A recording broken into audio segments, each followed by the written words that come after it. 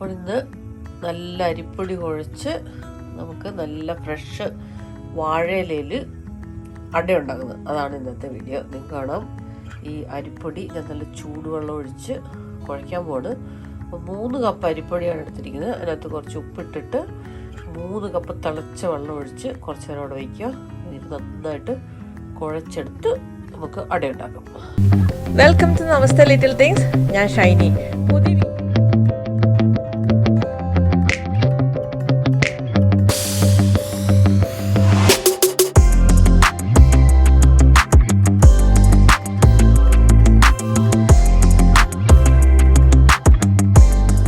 ഇത് UK വാങ്ങിച്ച നല്ല സ്പെഷ്യൽ ഫ്രഷ് വാഴയിലയാണ്.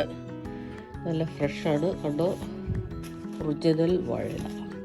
ഇതിന് ഒരെണ്ണത്തിന് 1 പൗണ്ടാണ്, നല്ല ഫ്രഷ്. അപ്പം ഇതുകൊണ്ട് നമുക്ക് നല്ല അടയുണ്ടാകും. ശ്രീലങ്കയിൽ ഇപ്പം രാസവളം കൃഷിക്ക് ഉപയോഗിക്കാൻ പാടില്ല. അതാണ് ശ്രീലങ്കയിലെ റൈറ്റ്സിൻ്റെ മെയിൻ ആയിട്ടുള്ള കാരണം തന്നെ. അവിടെ പൊളിറ്റിക്കൽ അൺസ്റ്റെബിലിറ്റി വരാൻ മെയിൻ റീസൺ അതാണ്. അട ഉണ്ടാക്കാനുള്ള മാവ് റെഡി ആയിട്ടുണ്ട്. ചൂടുവെള്ളം ഒഴിച്ച് നല്ല കുഴച്ച് ശകലം നെയ്യ് ഒഴിച്ച് കഴിയുമ്പോൾ നല്ലൊരു ടേസ്റ്റ് വരും. ഉപ്പൊക്കെ ഇട്ട് ഇനി നമുക്ക് ഇതിനകത്ത് വെക്കാനുള്ള ശർക്കരയും തേങ്ങയൊക്കെ ഉണ്ടാക്കിയിട്ട് കാണിക്കാം. അപ്പോൾ അട ഉണ്ടാക്കാനുള്ള ഫില്ലിങ് റെഡി ആയിട്ടുണ്ട്. 1 തേങ്ങ ചിരകിയത്, 1 ശർക്കര ഉണ്ടയുടെ ഹാഫ്, 1 ടീസ്പൂൺ ജീരകം പൊടിച്ചത്, 1/2 ടീസ്പൂൺ ഏലക്ക നല്ല ഫൈനായിട്ട് പൊടിച്ചത്. ഇതെല്ലാം കൂടെ നന്നായിട്ട് മിക്സ് ചെയ്ത്, ഇതാണ് നമ്മുടെ അടയുടെ ഫില്ലിങ്. ഞാൻ അട എല്ലയിലോട്ട് പരത്താൻ പോകുന്നു.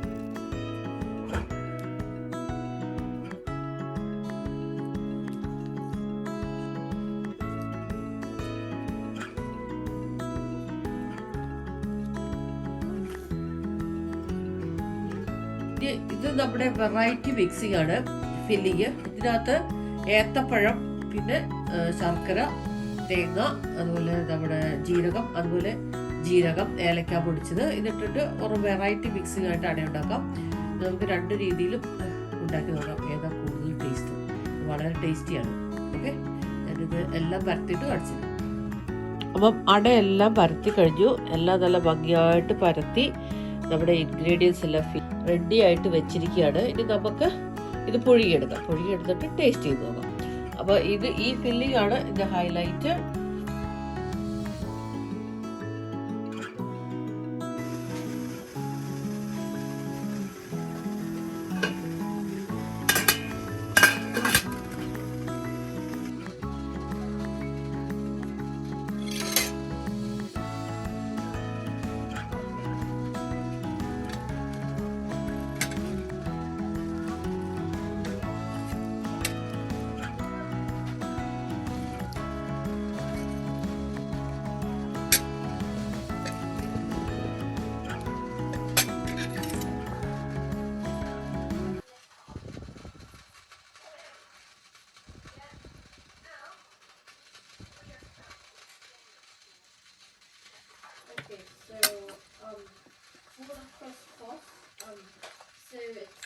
first number of the equation and the last number. If question 9